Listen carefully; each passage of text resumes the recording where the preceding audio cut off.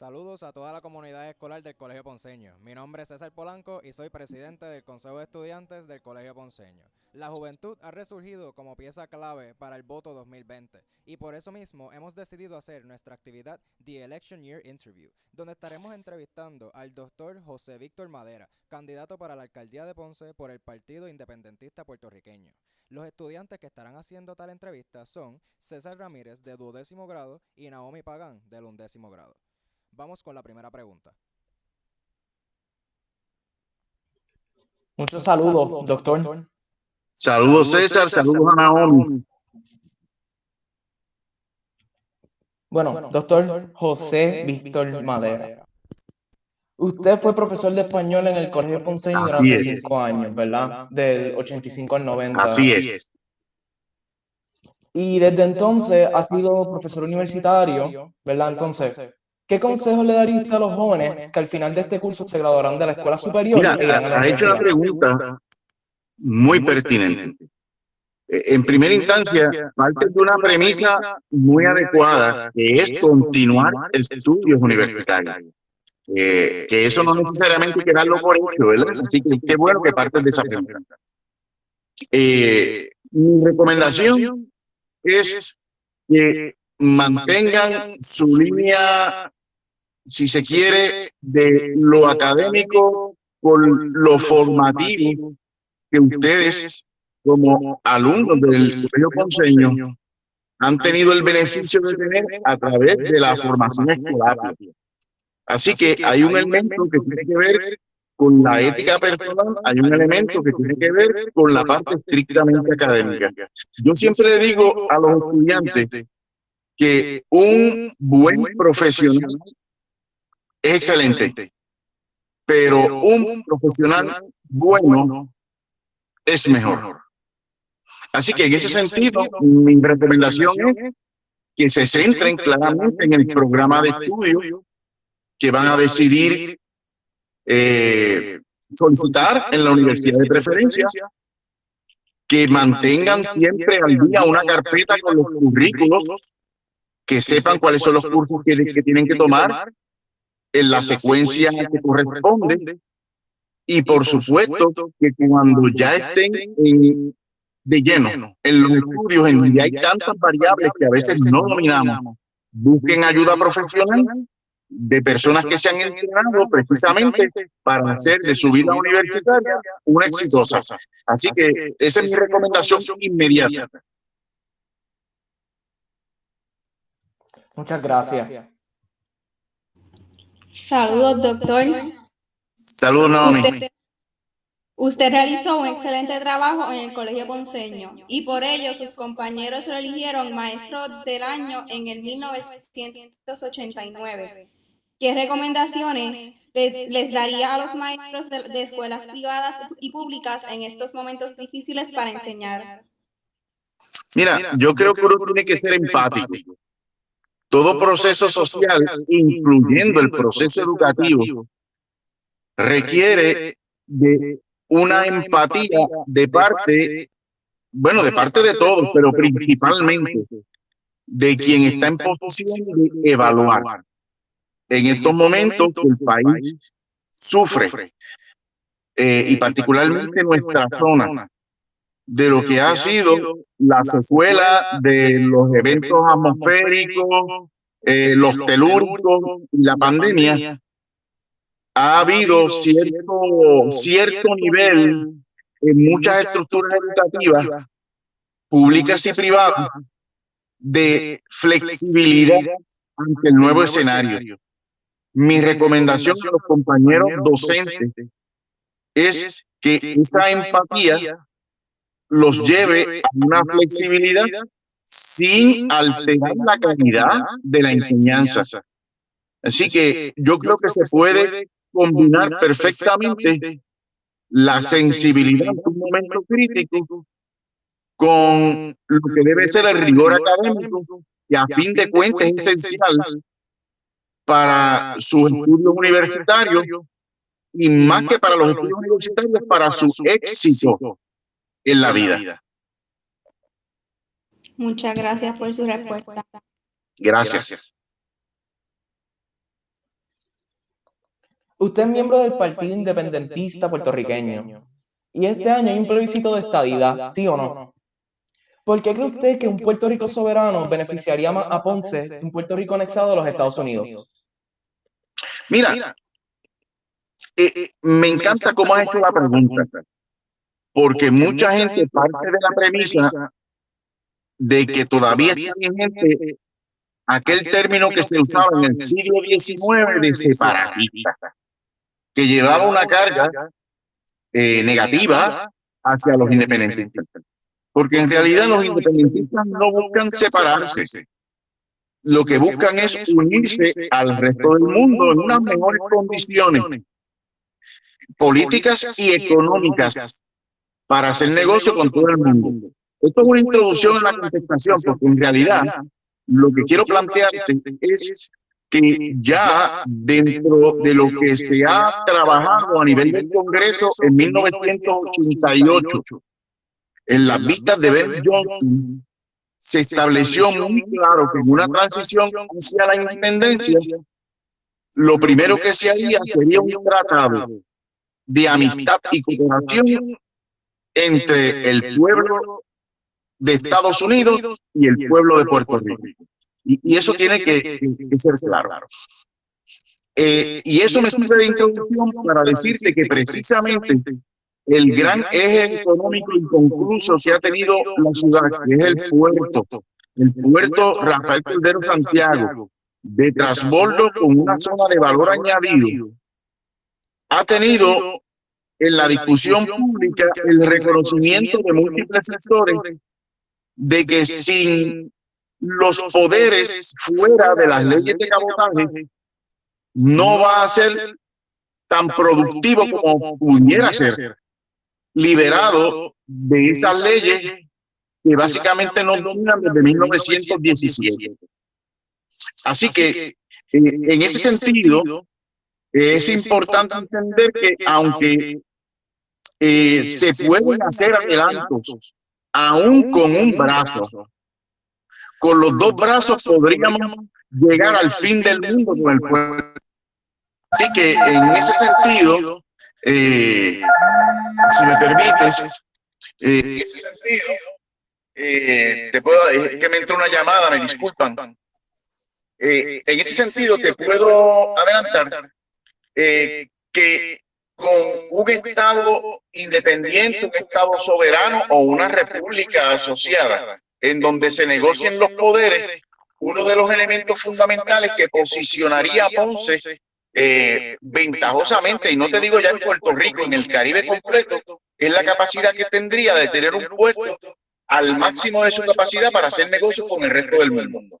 Así que eso desde esa perspectiva, eso es sin contar otras áreas de crecimiento, como muy bien podría ser traer empresas de todo tipo, farmacéuticas y no farmacéuticas, de los países que interesáramos, sea Alemania, sea Francia, que tienen cuerpos farmacéuticos sumamente poderosos y de gran competitividad a nivel del mundo, incluyendo los de Estados Unidos. ¿Por qué no?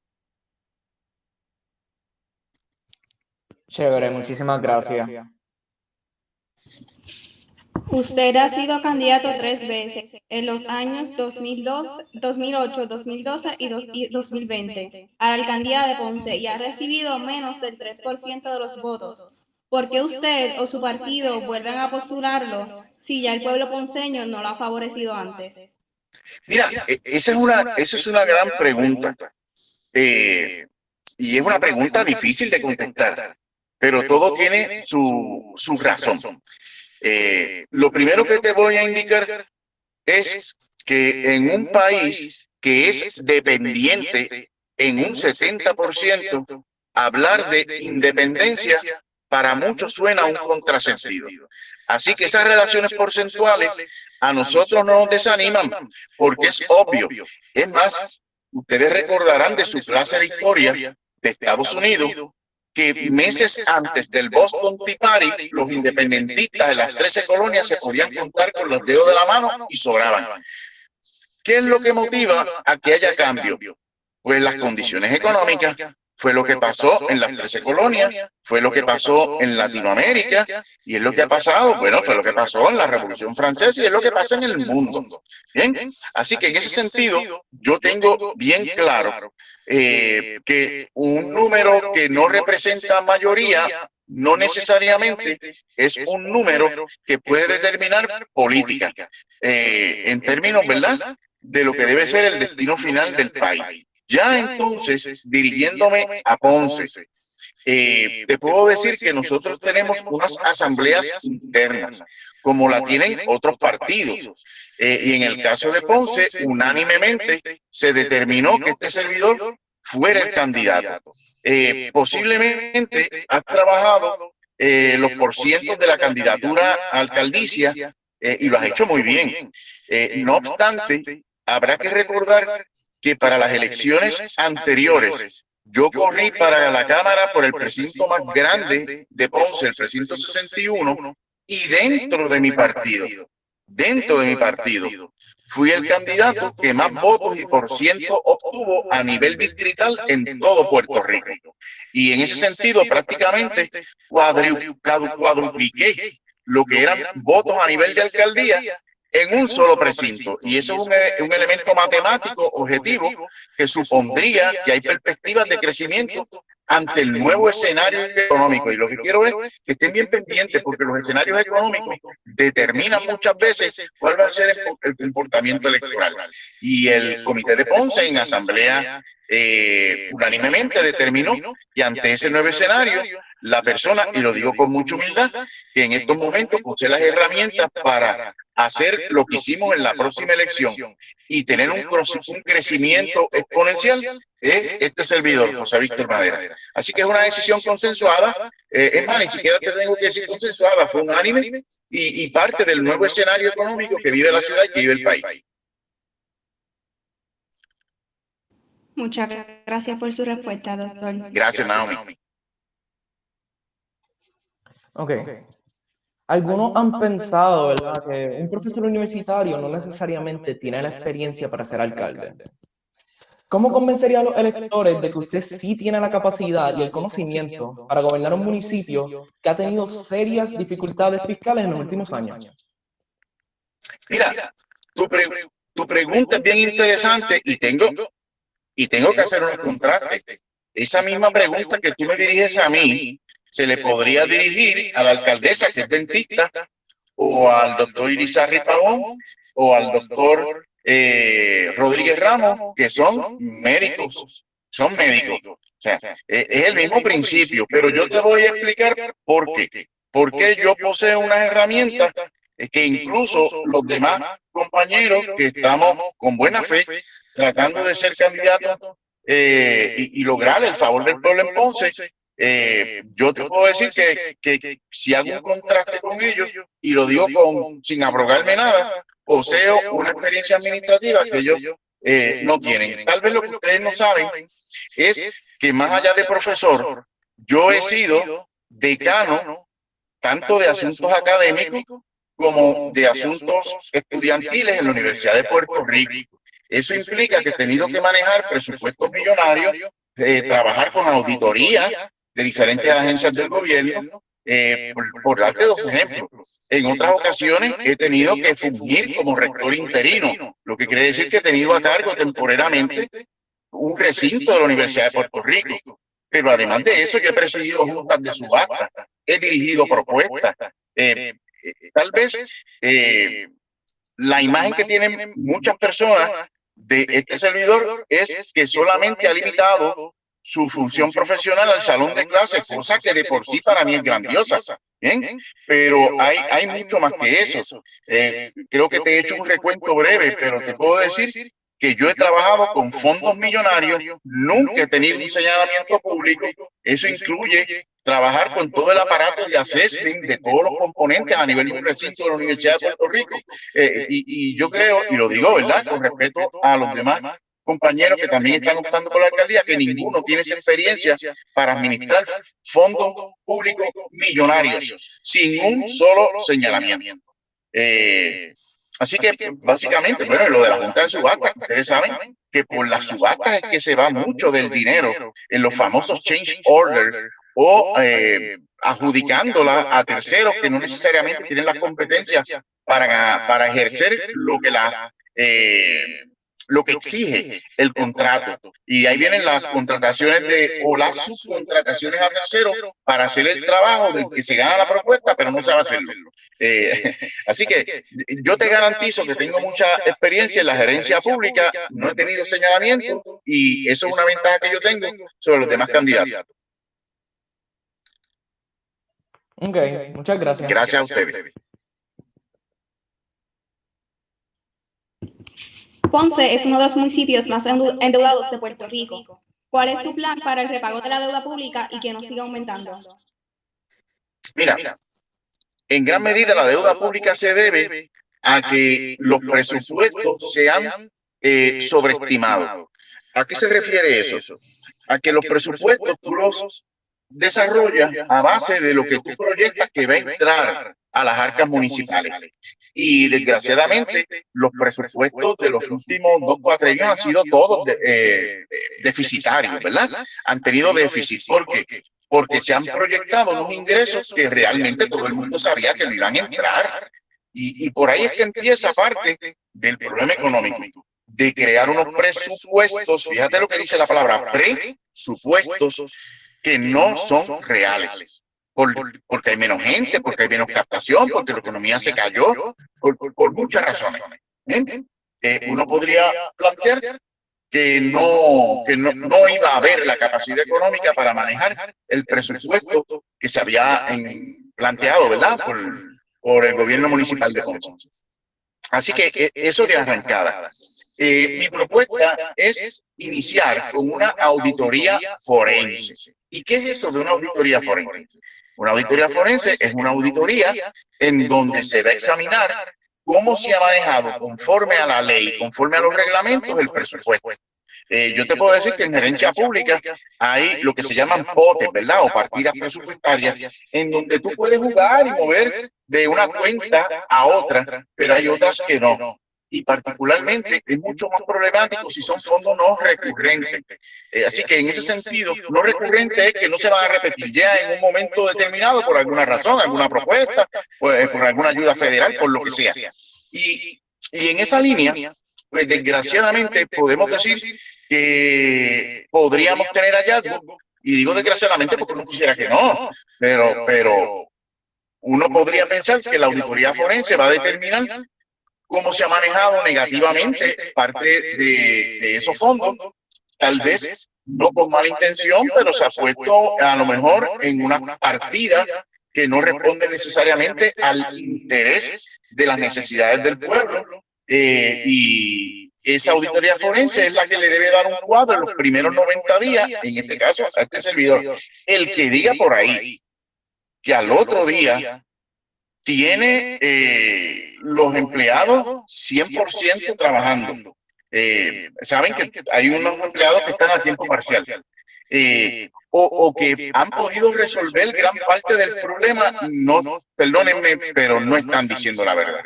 Hay que partir del objetivo, y el objetivo es una auditoría forense que dé un cuadro fiscal de la ciudad, y a la luz de eso se hace la reingeniería que se plantea. Yo creo que hay dos maneras de captar en lo inmediato.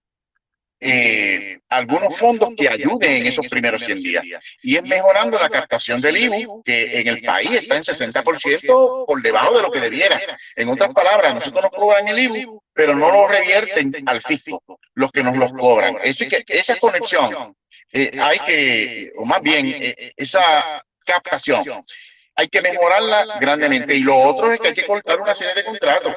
Si yo tengo unos contratos para ejercer unas funciones profesionales para las cuales ya tú tienes empleados de carrera, ¿bien? Empleados que tienen sus plazas, y el tribunal, dicho sea de paso, ha resuelto en este país que el empleado tiene derecho propietario sobre la plaza, y por lo tanto hay una descripción que le adjudica por mérito esas funciones. Pues ¿cómo es posible que si tú tienes unos empleados tengan que arrinconarlos, quitarle lo que por derecho y por descripción de funciones pueden hacer porque están cualificados, por eso se les dio la plaza.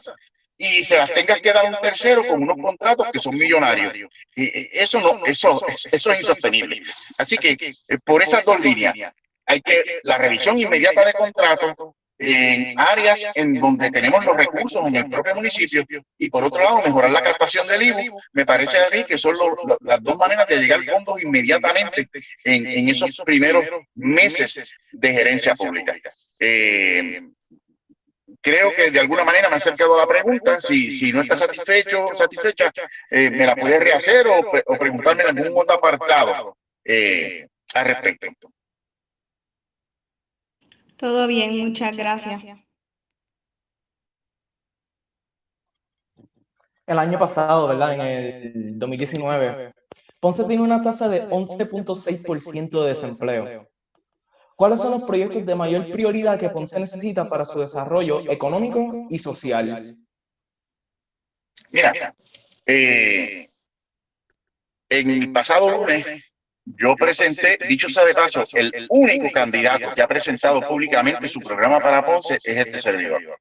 Al momento en que nosotros estamos dialogando, ninguno otro lo ha hecho públicamente. Y dentro de ese programa, que deberá estar subido durante el día de hoy a mi página de candidato alcalde, en ese programa hay una parte que trata sobre economía, que está subdividida en varios apartados. Obviamente, hablar de todos aquí nos podría coger horas, pero yo te voy a concentrar en dos. El puerto. El puerto. Ustedes saben que el puerto ha sido una bolita de ping-pong entre rojo y azul. Eso se ha planteado históricamente. No voy ahora a hablar aquí, ellos no están para defenderse, pero basta ir a la prensa y lo que estoy planteando se lo podríamos considerar como un dato objetivo. Ha habido dimes y diretes y la cuestión es que el puerto no ha arrancado. Olvídense las razones, el puerto no ha arrancado.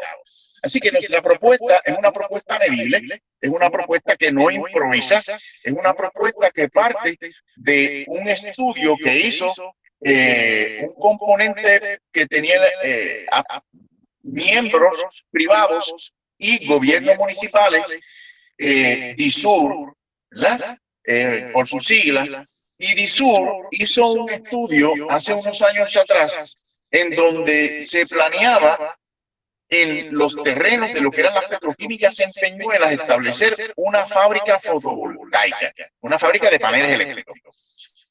Esa fábrica en Peñuelas ha tenido unos escollos tremendos. Uno, que los terrenos estaban en litigio en términos de herencia. Número uno. Número dos, que estaban altamente contaminados. Se había propuesto echar relleno para bajar la concentración, pero en términos netos, ¿verdad? Seguía estando el mismo material, aunque reducido en términos de su porciento, por el relleno mismo, pero la contaminación iba a estar. Y en última instancia, que había una enorme probabilidad de que tuvieran que ser expropiados con el costo enorme que eso supondría de unos terrenos que son de carácter industrial.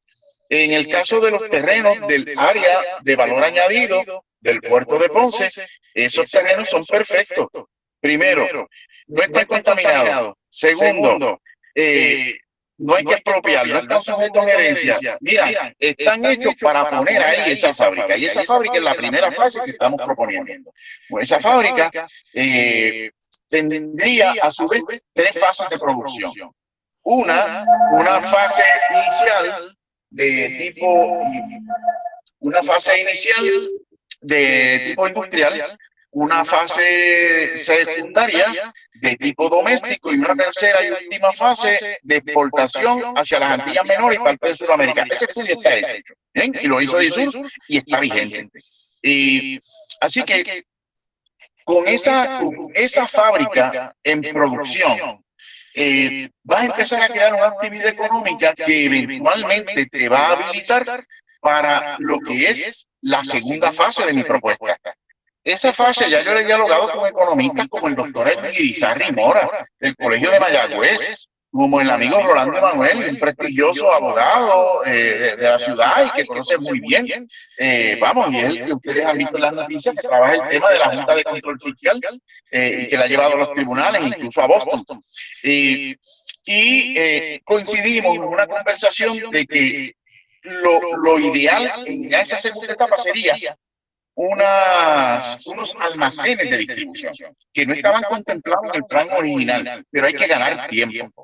Y la tercera fase sería ya con esa actividad económica que generarían los almacenes de distribución atraídos por la energía eléctrica barata, porque tendrían la fábrica y un parque también solar al lado. Pues, es un incentivo tremendo para que puedan venir estos almacenes de distribución. Con esa actividad creada ahí es que entonces podríamos tener el operador internacional del puerto. Y ahí es donde han fallado los gobiernos municipales anteriores, que han traído dos operadores que realmente no han hecho nada. Ha sido un fiasco para Ponce y para el país.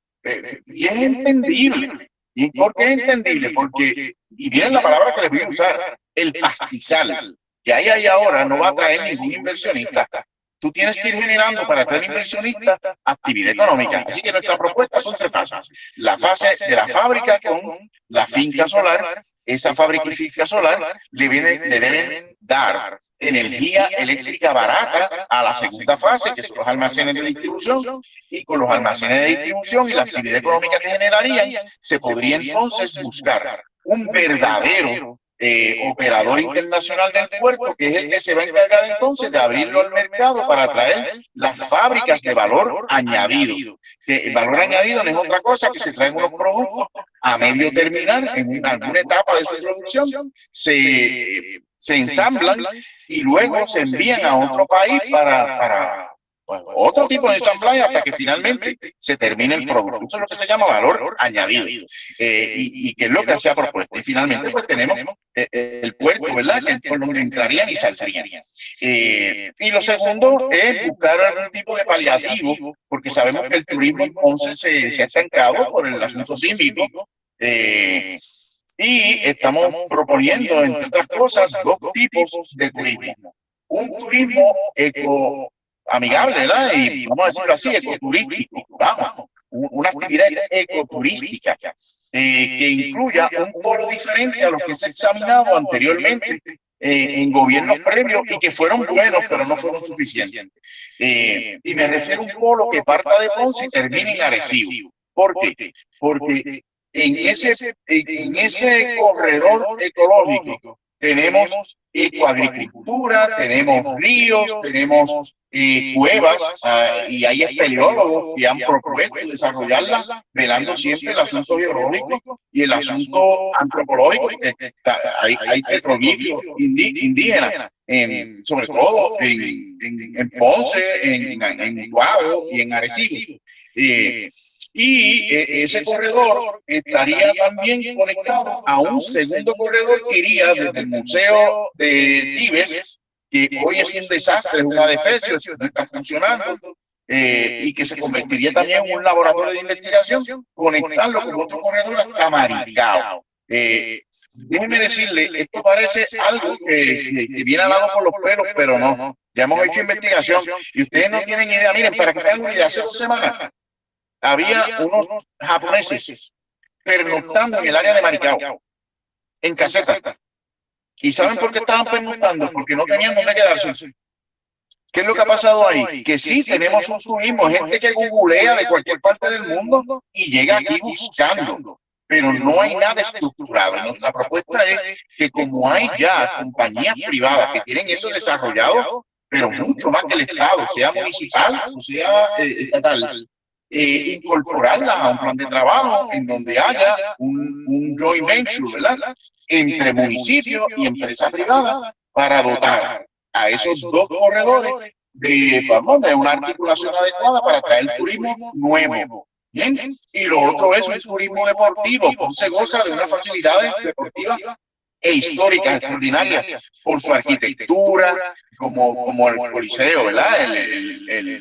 Auditorio Pacho Vicente, que es una joya arquitectónica, como el Charles H. Terry, el Museo Pancho Coimbre, y establecerla a partir de un corredor también en el mundo. Hay un boom en el turismo deportivo y nosotros tenemos todo. Lo único que habría que poner es un sistema de transportación colectiva interna. Mira, eso que suena tan complejo es algo tan sencillo como hace San Juan, trolis. Así que en ese sentido nos parece que son dos núcleos turísticos que los tenemos inmediatos, que la inversión es poca y que nos puede generar, sabrá Dios cuánto. Yo creo que no tenemos ni siquiera expectativas de cuánto nos podrían dejar en el futuro, porque son zonas no exploradas en el país. Y ahí tienes todo, pero vamos, si cuando revisen el programa van a ver otras áreas como vivienda, etcétera, etcétera. Chévere, muchísimas gracias. Para construir la patria nueva que sueña el Partido Independentista, todos deben trabajar por un Puerto Rico mejor, autosustentable, pero con la ayuda por el desempleo recibida en los últimos meses, hay mucha gente que no desea trabajar. ¿Cómo usted solucionaría eso? Mira, cuando iniciamos el diálogo, yo te decía que en un país dependiente hablar de independencia es problemático. Bien. Pero nosotros tenemos la convicción de que en este país todavía la mayoría de las personas creen el valor del trabajo. Aquí lo que ocurre es que no hay las condiciones económicas para tener las plazas de trabajo necesarias. Y hay un gran sector que te garantizo, no quisiera tener que coger desempleo, no quisiera tener que tener el PAN, ¿verdad? Las ayudas alimentarias, no quisieran tener que vivir bajo, vamos, las subvenciones del gobierno, ya bien en un residencial o ya bien con aportaciones a una casa privada en términos de alquiler, como suele pasar con cierta frecuencia. Yo creo que la mayoría de la gente, si tú le dieras la oportunidad, si crearan verdaderamente las condiciones de trabajo adecuadas, preferirían trabajar y ver posibilidades más allá de las que tienen ahora, que básicamente muchas veces quedan en un círculo vicioso porque no tienen otra opción. Lo preferirían por mucho a tener que recibir ayuda del gobierno. Mientras tanto, esas personas que si no tienen trabajo, ¿de qué van a vivir? Pues evidentemente el Estado tiene que subvencionar. Y déjeme decirle, eso no es porque sea Puerto Rico o que sea Estados Unidos. En la mayoría de los países del mundo, en los países modernos, los gobiernos subvencionan lo que es la incapacidad económica de sus habitantes, ya bien en planes médicos, ya bien en alimentación misma, en algunos países le llaman canasta, en otros le llaman de la manera que sea, o sea, que eso no es que sea aquí nada más, eso es un fenómeno mundial. Pero en el caso de Puerto Rico, vuelvo e insisto, yo tengo fe de que todavía la mayoría del país prefiere trabajar a tener que vivir de la dependencia de alguna ayuda, que no te estoy diciendo que sea malo, en algunos casos, y creo que la mayoría es absolutamente necesaria porque no tenemos las condiciones de desarrollo. Pero en lo que esas condiciones llegan, que yo aspiro a que algún día llegue, comerciando con el resto del mundo, desde la soberanía plena, que es la independencia, mientras eso llega, yo entiendo que es deber del Estado subvencionarle su vida básica, su supervivencia básica, como casa, alimentación y, entre otras cosas, educación también. Claro que sí. Muchas gracias. ¿Qué nuevas propuestas educativas considera que se debe implementar en este periodo de crisis y cambio social que vivimos a causa del COVID-19? No escuché bien tu pregunta, César. ¿Qué nuevas propuestas educativas considera que se debe implementar en este periodo de crisis y cambio social que vivimos a causa del COVID-19? Bueno, realmente cuando tú dices propuesta educativa, dijiste. Es correcto, sí, propuestas educativas. Bueno, las propuestas educativas son a largo plazo. Así que en ese sentido, yo pensaría y quisiera pensar que esto del COVID no es a largo plazo, que esto se va a resolver pronto. Pero ciertamente aquí lo importante es que todas las familias tengan condiciones para, para poder estudiar. Mira, el Partido Independentista ha propuesto que el Estado tenga su propia compañía de Internet subvencionada gratuitamente a los sectores del país que no pueden con Internet. Ustedes habrán visto que parte del problema en esta etapa es que muchas familias, a veces el gobierno les regala la tablet, pero ellos no tienen capacidad de Internet para bajar ni las plataformas, ni manejar, pues lo que sí tienen que manejar en el proceso. Así que en ese sentido hay una brecha enorme, una brecha digital enorme entre los que tienen muy buenas posibilidades de manejar la tecnología y los que no tienen la capacidad de manejarla porque ni siquiera tienen el Internet adecuado. Así que en primera instancia, si vamos a hacer política pública educativa en el contexto de la pandemia, y vuelvo y te digo, yo espero que esto se acabe rápido, pero asumiendo que se extienda, pues tiene que cerrarse esa brecha. Eso es lo primero. Tiene que cerrarse la brecha entre los que tienen y los que no tienen. ¿Por qué? Porque entonces vamos a tener una educación segmentada. Unos van a tener una educación de calidad y otros van a tener una educación deficiente. Y eso no es lo mejor que pueda aspirar un país. Un país debe aspirar a que todos sus constituyentes, o ya bien desde la educación pública, o ya bien desde la educación privada, tengan la oportunidad de educarse de la mejor manera posible a partir de los recursos con que cuenten. Así que de entrada, antes que cualquier cambio curricular, lo que tiene que cerrarse la brecha digital. Si no se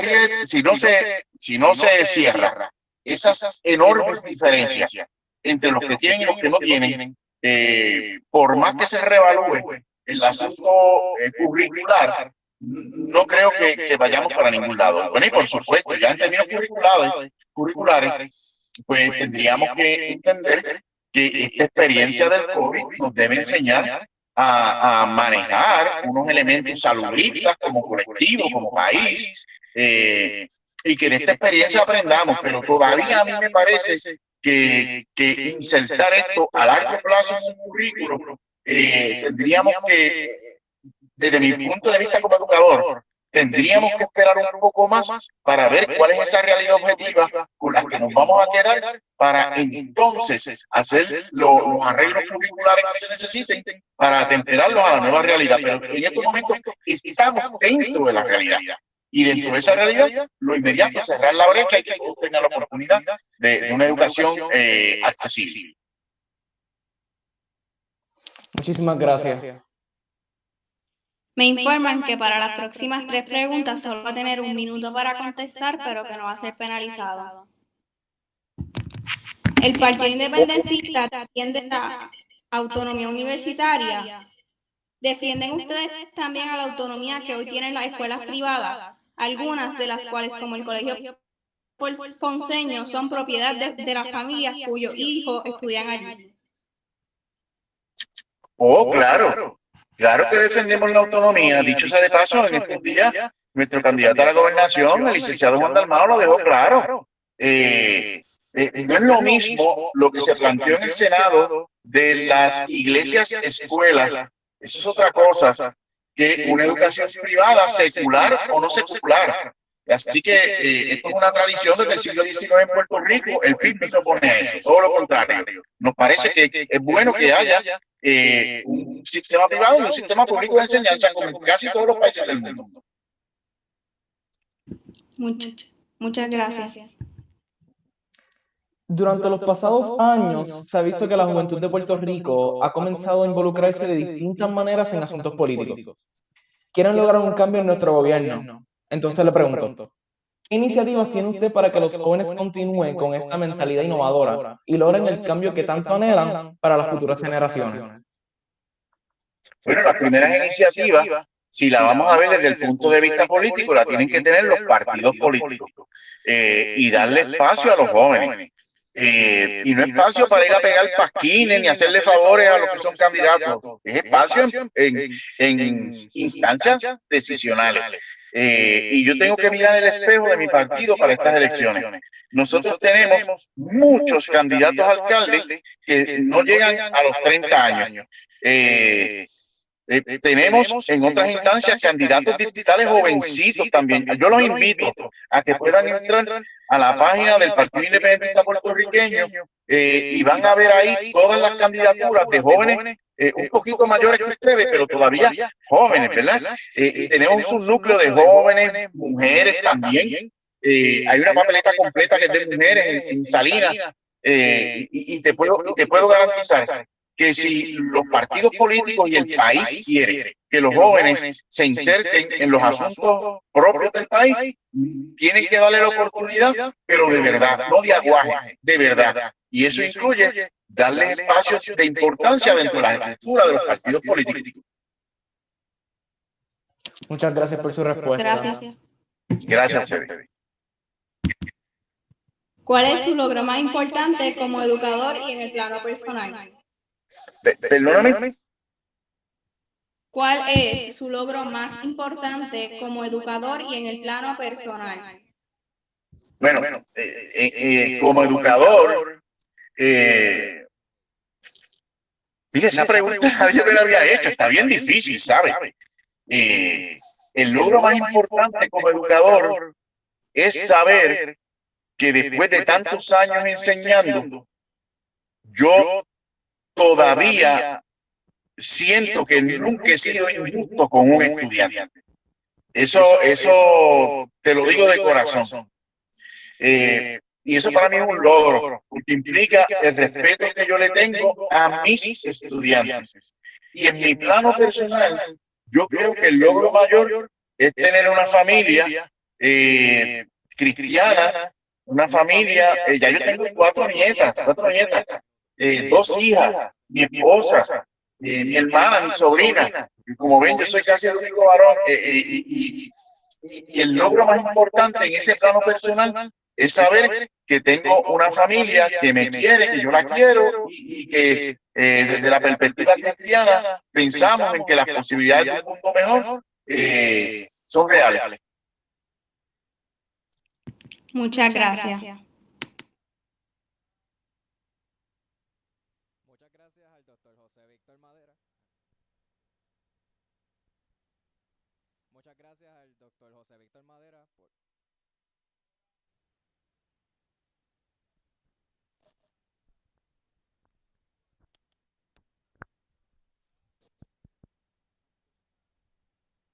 Muchas gracias al doctor José...